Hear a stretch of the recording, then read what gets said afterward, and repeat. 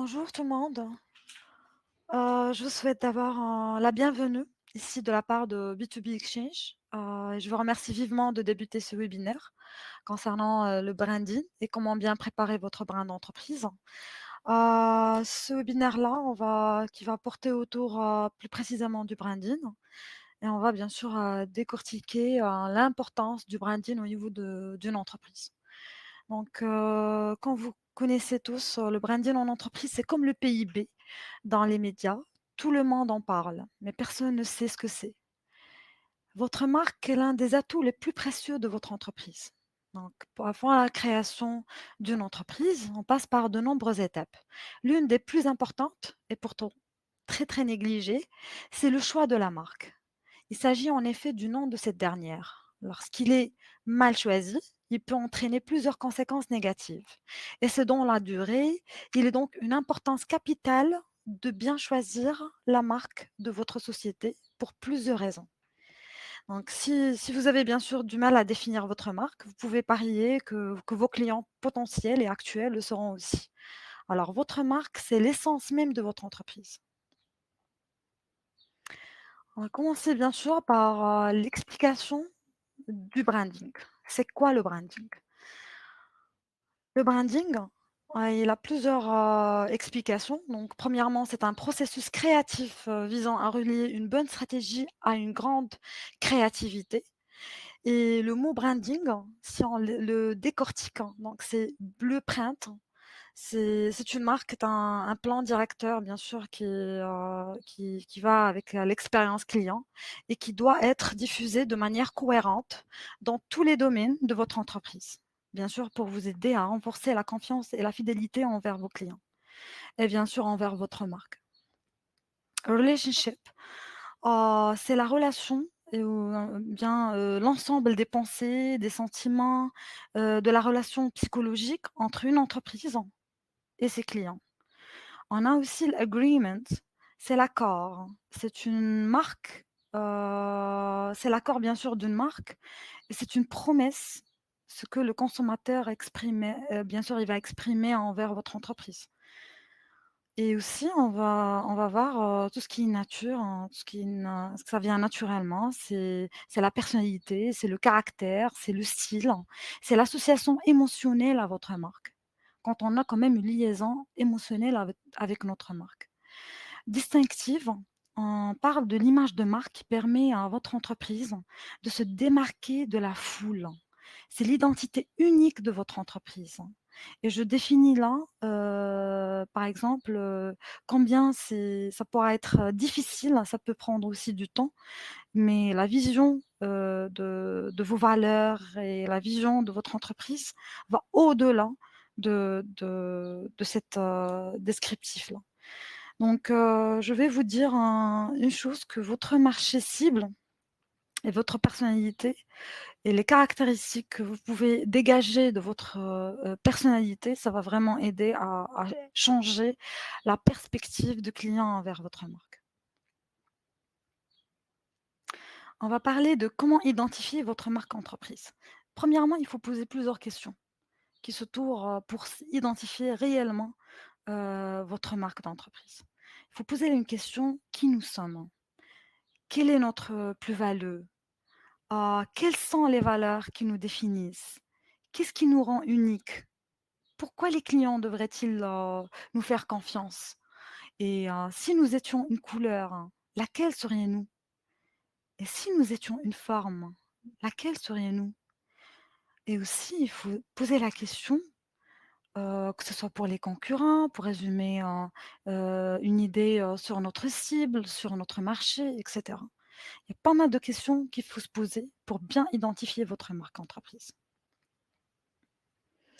Le baba du branding, hein, le fameux baba du branding, c'est tout un ensemble, c'est une identité de marque, c'est des références, que ça soit comme, un logo, des slogans, les cartes visites, le site web, je peux dire même, les événements que vous allez, organiser, réseaux sociaux, le growth hacking. On peut parler aussi du blog, des flyers, des plaquettes, de touchprints et cetera. Donc tout ça, ça fait partie de Baba du branding et bien sûr, ça signifie beaucoup de choses. Donc je dirais même, même le positionnement de votre brand, votre charte graphique, bien sûr, tout ce qui est relation avec le positionnement et cetera. Donc les composantes de l'image de marque, on cite là la reconnaissance de votre marque, sa notoriété, sa charte graphique comme je viens de dire, l'identité visuelle, la culture, la réputation, le concept de marque. On peut parler aussi de la tonalité de la marque et ça, on va vraiment le décortiquer par la suite parce que la tonalité est super importante pour, donner une valeur à votre marque. Le positionnement, l'expérience client, le statut de gamme, la qualité, le storytelling, les relations internes et externes et bien sûr quand on parle, de storytelling, quand on va bien sûr voir, juste après, c'est vraiment important. On parle aussi de, comment avoir, l'image de marque on va l'avoir bien sûr de façon externe et de façon interne. Donc les caractéristiques, ça pourrait être physique, par exemple, tout ce qui est éléments, tangibles, une reconnaissance visuelle, que ce soit pour les couleurs, les emballages, le packaging et cetera. Mais quand ça, c'est physique, hein. Pour ce qui est relationnel, on peut aussi parler, de nos partenaires, de nos relations d'utilisateurs de la marque et cetera. Donc on parle aussi de la perception et c'est ce qui est le produit, ou bien la marque qui fait à ce que l'utilisateur, il perçoit de l'extérieur par rapport à cette image de marque. Et quand on parle de l'intérieur qu'il faut vraiment travailler et c'est la personnalité. C'est l'identification, que ça soit humaine, identification du produit ou bien qualitatif, ou bien culturel, on parle aussi de l'image de soi, dont on va vraiment en parler aussi, qui bien sûr joue un rôle, très, très important pour, composer votre image de marque. On va parler aussi ici, plus en détail, sur le storytelling devrait être humanisé. C'est l'art de raconter bien sûr une histoire, de magnifier un récit qui touche un auditoire. Et c'est quelque chose pardon qui arrive parfois, naturellement qui peut réussir à capter l'attention de vos interlocuteurs, qui relève une réalité, d'une technique de communication de plus en plus maîtrisée par les marques, par les médias, par les créateurs de contenu. Et pour transmettre, un message ou bien vendre un produit, fidéliser ou créer de l'émotion, l'utilisation de storytelling, c'est la clé pour atteindre votre public.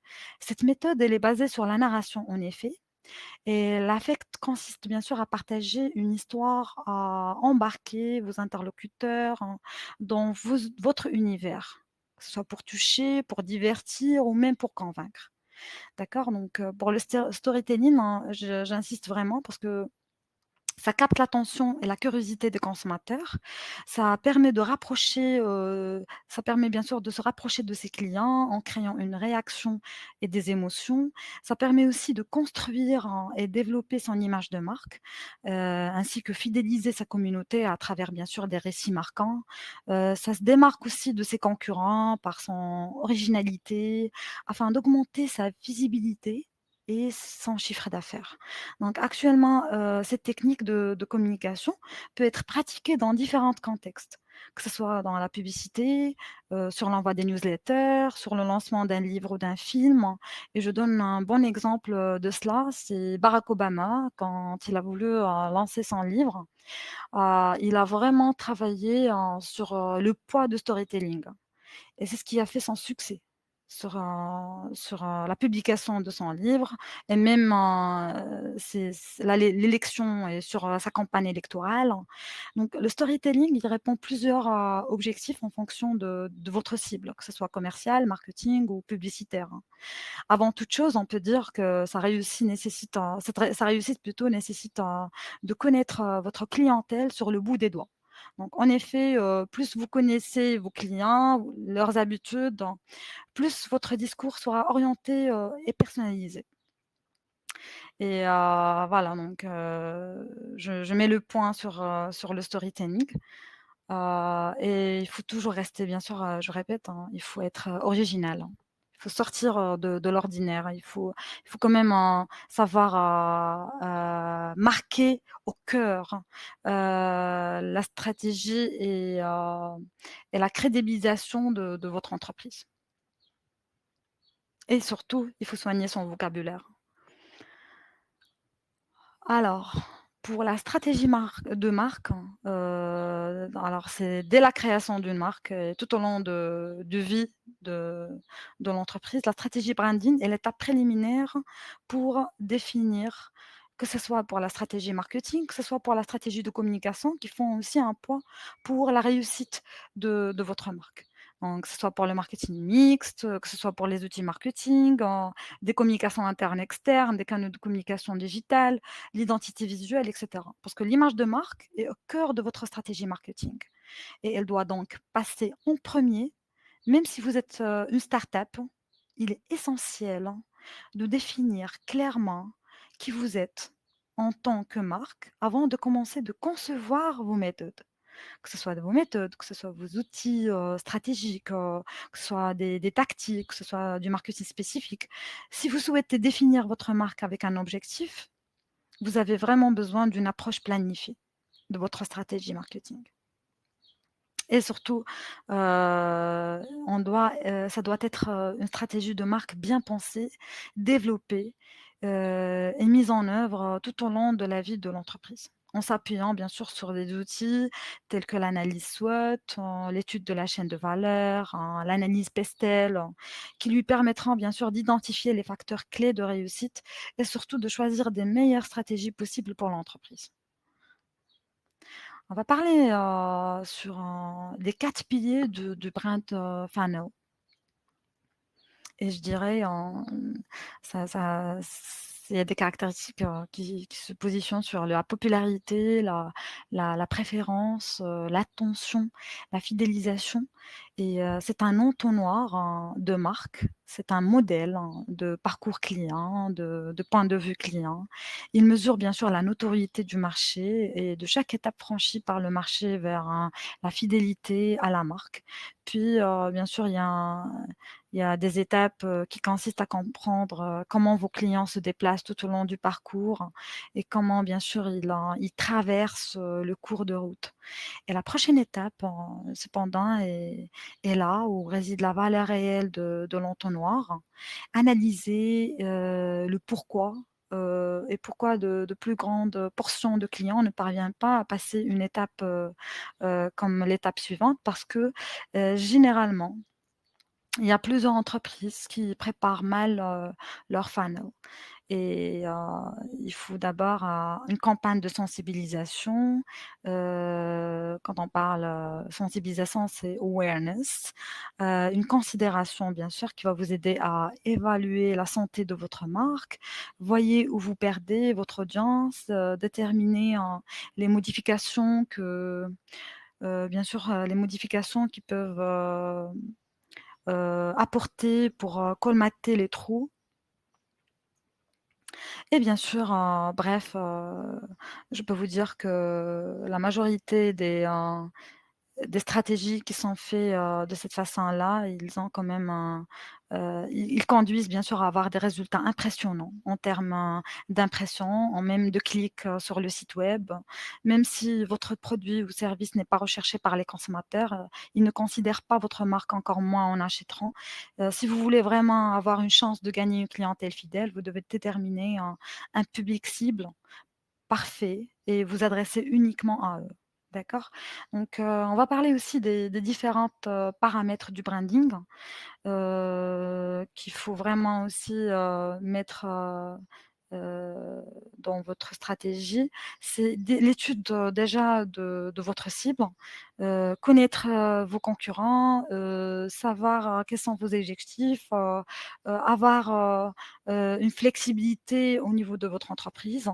Être cohérent bien sûr, avoir de l'émotion pour bien sûr attirer et fidéliser vos clients, et l'engagement bien sûr, des collaborateurs, qui va avec les paramètres, du branding.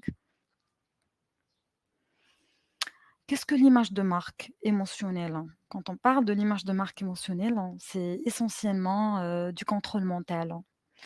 Bien sûr, il faut bien mener et interpeller les souhaits, les attentes, les craintes, et les besoins du client.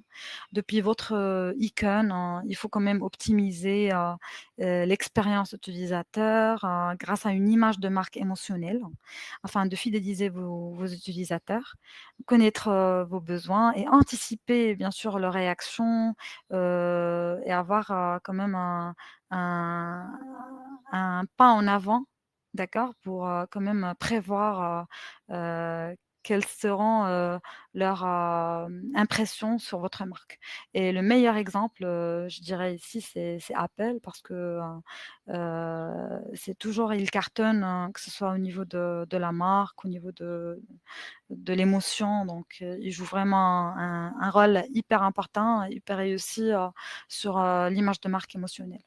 Donc quand on parle aussi de le point contact numérique, quand on parle ici de touch point, c'est le point de contact numérique, qui fait à ce que les consommateurs passent essentiellement par les étapes de prise de conscience et de considération. Je donnerai un exemple, un prospect peut rencontrer une marque via une recherche rapide sur Google ou bien bouche à oreille. Et ensuite, lors de la phase de réflexion, il, compare la marque et tout autre concurrent à des solutions alternatives, avant de rechercher, les avis, des études de cas ou démonstrations produits lors de la phase de prise de décision. Donc on a ici, quand même un point numérique qui fait à ce que le succès, soit il y a un succès, soit il y a un échec. Donc bien sûr, ils peuvent également, être appelés le point de contact de la marque puisque ces contacts, produisent entre, la marque et ses clients ou bien ses clients potentiels. Que ce soit, de façon digitale, que ce soit de façon physique, un contact direct, que ce soit avec, un appel, soit avec des stores, des magasins, la radio par exemple, la télévision, comme j'ai dit bouche à oreille, promotion et cetera ou bien, via une méthode, digitale, que ce soit en ligne avec des ads, des recherches, des avis, des blogs, des sites web, et tout ce qui va avec, le newsletter, emailing et cetera. Alors, on va parler un peu, du branding et du marketing et ce duo indissociable. Alors, la différence entre, le branding et le marketing, c'est lorsqu'on décide de créer une entreprise, on découvre généralement tout un tas de nouveaux mots et de concepts qu'on en a parfois du mal à cerner. Et parmi ces mots-là, on a souvent tendance à faire bien sûr un amalgame marketing et branding. Et je dirais, en réalité 2 choses très différentes l'une de l'autre. Et si vous voulez, que votre entreprise soit un succès, vous devez quand même, absolument saisir ce qui est la différence. Parce que ce qui différencie ces 2-là et comment vous en servir bien sûr pour atteindre vos objectifs. Parce que le marketing, un ensemble, bien sûr des outils, des processus, de stratégies que l'entreprise utilise, pour promouvoir activement ses produits. D'accord? Mais le branding en revanche, c'est la pratique du marketing qui vise bien sûr à façonner activement sa marque. Il s'agit de définir, qui vous êtes en tant qu'entreprise, votre mission, vos valeurs, ce qui vous rend, unique sur le marché. Ce sont aussi des éléments clés de votre marque, comme votre logo, votre site web, votre guide de style et ça reste bien sûr le branding qui vient toujours en premier avant même le marketing, et le marketing toujours en second parce que, on peut pas commencer une campagne marketing, on peut pas commencer une stratégie marketing si jamais on n'est pas vraiment, bien, garni, je dirais, au niveau branding. Ensuite, trop de mots, trop de phrases, peut tuer un message. C'est pour ça que je dis toujours, hein, que, au niveau du slogan, il faut toujours être, précis, original, il faut quand même, attirer l'attention de façon à ce que, votre marque, pourra quand même fidéliser vos clients avant même que vous commencez la campagne marketing. Donc l'image de marque, à 360°, c'est une image qui donne une vision globale de votre marque et aussi ça demande une combinaison, de communication marketing qui intègre, bien sûr, le web, que ce soit pour, tout ce qui est social media, phone in, emailing, l'événement, je dirais le web en général, podcast et cetera. Donc, c'est une image qu'il faut vraiment donner, pour représenter bien votre marque entreprise. Alors là, on va parler un tout petit peu, heu, de mais avant, je voulais juste préciser un petit truc, c'est que le marketing, il augmente bien sûr les ventes, mais le branding, il fidélise les clients. Donc on peut vendre sans fidéliser. On préfère, fidéliser aussi, parce que ça reste quand même une autorité, pour l'entreprise. Donc on va parler aussi comment valoriser, votre image de marque. Alors, pour l'image de marque, normalement, nous allons donner quelques conseils pour vous aider bien sûr à travailler, efficacement votre réputation offline et online. Donc il y a aussi des créations d'identités, visuelles mémorables, en création de l'émotion, l'adoption d'une philosophie, incarner, des valeurs, se rendre, visible, soigner, les apparences, miser sur, l'expérience client, l'efficacité, qui reste bien sûr la clé, mettre en place une stratégie d'inbound, marketing qui va aussi donner de la valeur à votre marque et ça permettra aussi de toucher un grand nombre de personnes pour booster votre notoriété et d'une manière générale, communiquer sur internet est bien moins cher, que sur les autres supports de communication plus traditionnels, hein. Je dirais, cela vous permettra bien sûr de toucher un très grand nombre de personnes.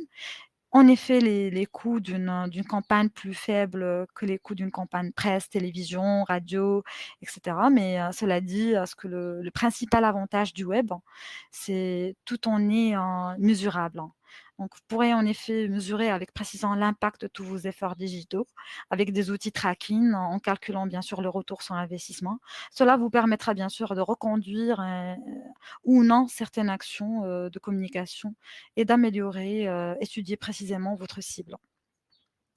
Je dirais aussi qu'il ne faut pas oublier, de bâtir votre identité visuelle forte et reconnaissable, parce que cela, va passer à travers vos logos et aussi l'habillage de votre site, de vos outils de communication et sans oublier bien sûr le marketing des couleurs et pour rappeler que le client doit être au centre de toutes les attentions. Quand je parle, des menaces, qui peuvent bien sûr nuire à votre, bonne image de marque, là, je vais parler, du bad buzz. C'est pourquoi l'ensemble, des acteurs de votre entreprise doivent, toujours fournir une offre, d'une qualité de service irréprochable. Chacun contribue, de la sorte à maintenir une image de marque positive. Une stratégie de marque, bien sûr, elle est en ligne, hein, ciblée, permet d'accroître la notoriété de votre marque et les ventes.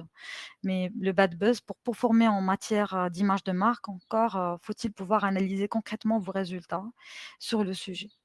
Il y a aussi, il faut pas être bien sûr victime d'un bad buzz parce que, une réputation qui se dégage, qui se dégrade, au pire, c'est un scandale bien sûr qui pourra ne pas encourager le consommateur à se tourner vers vous, ou bien retourner directement vers vos concurrents.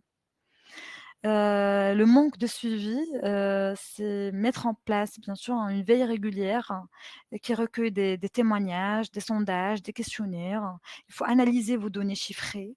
On a aussi des outils qu'on va bien sûr, décortiquer par la suite, hein. Et maintenant, juste pour la partie bad buzz, il y a aussi des outils comme du curing qui va vous donner bien sûr un pour entrer en contact avec, l'auteur du contenu et le convaincre bien sûr à retirer ses propos. Ou bien de flooding, c'est se noyer dans le contenu négatif grâce à la production d'un contenu positif qui viendra bien sûr se hisser en haut de résultats de recherche Google. Et ça va changer aussi, vos commentaires, vos avis, négatifs qui vont nuire à votre image de marque. Pour orienter votre, stratégie de marque, je vous parle de Yoda Insight.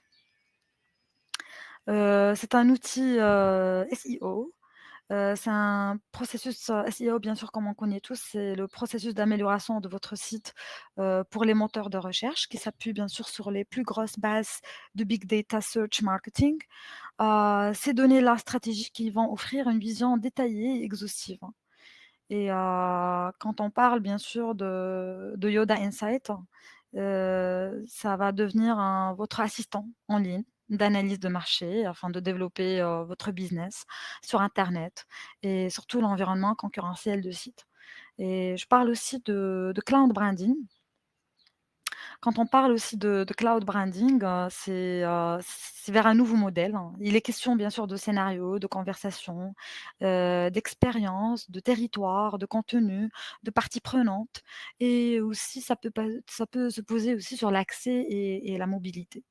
Et quand on voit ici, on a une stratégie, de communication, de marque qui peut bien sûr, comprendre, le public cible et qui peut déterminer bien sûr les canaux de communication, qui vont vous permettre de décider des objectifs et créer des messages, de base pour accroître, l'engagement des clients, ainsi que l'analyse des domaines spécifiques où votre client idéal consomme des informations et le plus susceptible, c'est d'interagir avec votre marque et c'est très important. Après, la notoriété de marque et le e-engagement des clients se font via des points de contact à travers une variété de canaux. Alors là, on va décortiquer un peu la e-réputation. La e-réputation qui reste bien sûr un élément essentiel, pour votre brand. Et je dirais, que le e-réputation, c'est bien sûr une clé pour, à réussir, que ce soit, par la suite, que ce soit, au fur et à mesure à ce que vous avancez bien sûr pour créer une bonne image de marque. Alors, pour la e-réputation, c'est, c'est ce que ça franchit quand vous voulez franchir par exemple un cap pour développer, votre image de marque. L'e-réputation est donc un impact très important et retentissant, aujourd'hui, qui se doit faire, spontanément, pour gagner la confiance, et aussi, il faut se méfier aux informations que l'on trouve sur le toile et le fait d'avoir une bonne ou mauvaise réputation sur internet se ressent sur les ventes et la fiabilité accordée par le consommateur, le professionnel ou toute personne qui pourra bien sûr rechercher ces informations-là. C'est, la e-notoriété. Elle est, c'est un élément sur une personne ou une marque bien sûr qui pourra donner une identité numérique pour orienter favorablement ou défavorablement un opinion. Et bien sûr, l'opinion qui va se baser sur la e-réputation, qui va se reconstruire à partir d'un flot, incessant d'informations diffusées sur internet. Et c'est là où votre réputation, elle rentre en enjeu avec un capital à réserver.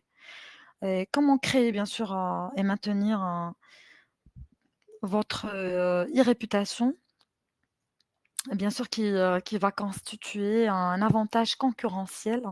Comme on voit ici en chiffres, il y a 98 des consommateurs qui lisent au moins occasionnellement des avis en ligne lorsqu'ils recherchent des entreprises locales. Et on a aussi, jusqu'à plus que de 90 des consommateurs, qui font d'ailleurs des avantages de confiance à leurs amis, des internautes inconnus, de la publicité de la marque, dans lesquels, le consommateur il tient vraiment à savoir avant qu'il choisit, la marque qu'il allait, qu'il allait, bien sûr, acheter ou le produit qu'il allait, aller vers. Donc les 69 des consommateurs seraient prêts à faire appel à une entreprise dont les avis décrivent une expérience positive et ça, c'est quand même c'est des consommateurs exigeants, je dirais. Alors, quand on parle de personal branding, c'est ce qu'il faut vraiment, faire le point sur parce que ça joue un rôle, important et vraiment colossal pour, donner un avis sur votre brand et aussi pour bien améliorer votre personal branding.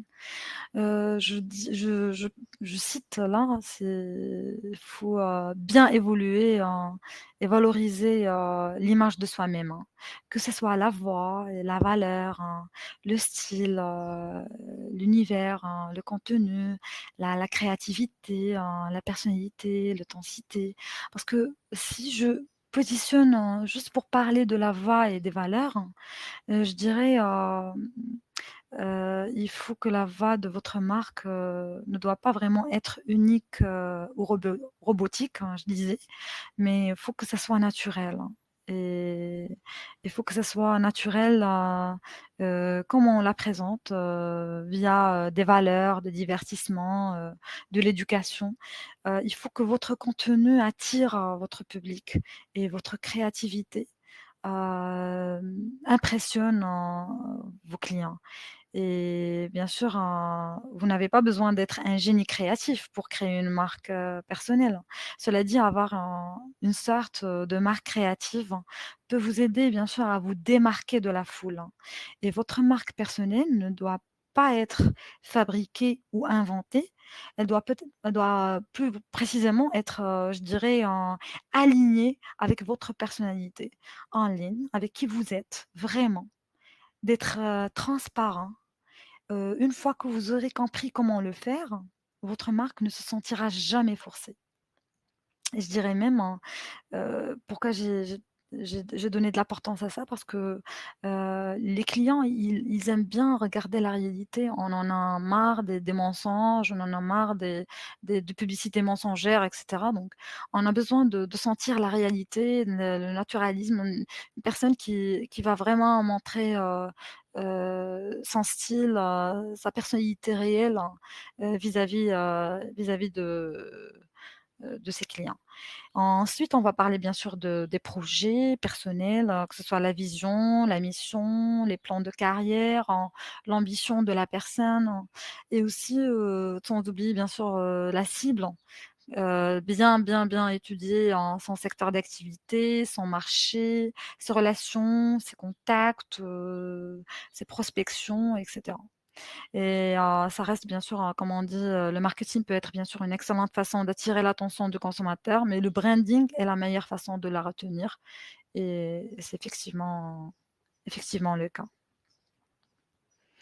On va parler, brièvement, je dirais, du rebranding, des meilleures, marques qui ont réussi bien sûr leur rebranding et qui ont fait à ce que, ça soit, un changement radical de leur marque et c'est pas une décision qui se fera, à la légère. C'est une, solution ou bien un process, très, très long, assez coûteux. La décision doit être vraiment mûrement réfléchie parce que si vous envisagez bien sûr de changer la marque, parce que la vision, la mission des valeurs, les marchés de votre entreprise ne se reflètent plus, dans votre marque, alors qu'un changement de marque pourrait être, la bonne décision. Parce que qu'est-ce que cela veut dire un rebranding, hein? Ça consiste à bien sûr à repenser votre stratégie marketing avec un nouveau nom, un nouveau logo, design, dans le but de développer une nouvelle identité et bien sûr se différencier dans l'esprit des clients et surtout des autres parties prenantes. Et là, face bien sûr à l'évolution constante, des tendances des entreprises, ils ont toujours besoin de se réinventer, pour suivre, sur leur marché et attirer de nouveaux clients et c'est dans ce contexte, qu'intervient le rebranding et ça peut aussi, s'effectuer, sur plusieurs niveaux qui vont remettre en question la vision, les valeurs, l'identité visuelle de la marque et qui peuvent aussi, agir, d'un changement de nom de marque, du slogan, le design comme je disais, ainsi de suite. Et les raisons de rebranding, il y a plusieurs raisons, mais tout dépend de chaque entreprise. Je donnerais, les raisons, bien sûr, c'est soit, un nouveau emplacement, soit un repositionnement du marché ou bien une nouvelle philosophie, fusion-acquisition avec d'autres entreprises, à la recherche, d'attention, se développer à l'international, par exemple. Donc il y a pas mal de raisons pour laquelle, on pourra bien sûr opter pour le rebranding.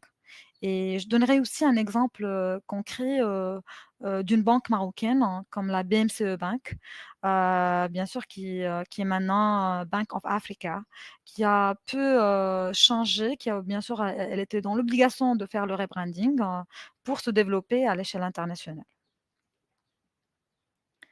et plus précisément en Afrique. Donc aussi, j'aimerais, donner quelques exemples, ici sans oublier, les grandes marques. Je parlais, soit de Coca-Cola, de Pepsi, de Apple, qui a bien sûr simplifié son logo au fil du temps, pour le rendre plus épuré, universellement reconnaissable. Ils ont bien sûr abandonné l'arc-en-ciel multicolore de leur logo original pour un design plus, minimaliste, qui est maintenant largement associé à la marque Apple dans le monde entier. On parle aussi si on va parler, de McDonald's qui a rafraîchi son logo en 2006, en supprimant bien sûr le mot McDonald's, en mettant le M doré. Ce changement aussi a été, simplifié, et qui a rendu, la marque encore, plus simple et plus claire. Je dirais, pour la partie, Apple, il faut quand même, choisir un design simple et élégant. La pomme représente l'émerveillement, la créativité, l'aspect innovant de la marque, tout en restant cohérent avec la valeur de la marque, qui est la clé. Parce que lorsqu'on nous voyons le logo, nous ressentons, toutes les émotions qui nous associons à Apple et tout se passe en un clin d'œil, hein. D'accord? La cohérence à ce genre de promouvoir, cette marque est vraiment intelligent et bien travaillé parce qu'en tant que spécialiste de marketing, vous devez quand même assurer que les valeurs de votre marque sont cohérentes sur tous les points de contact. Comme pour la stratégie de marque Apple, qui est claire en matière de communication de marque, sur les médias sociaux, sur le service client, sur les emailing, sur la conception de leur site web, et cetera. Donc la cohérence, c'est la clé pour fixer votre marque dans l'esprit de votre prospect. Et pour finir, hein, je dirais, que la marque ou bien votre brand, c'est une marque qui va donc bien au-delà d'un simple logo.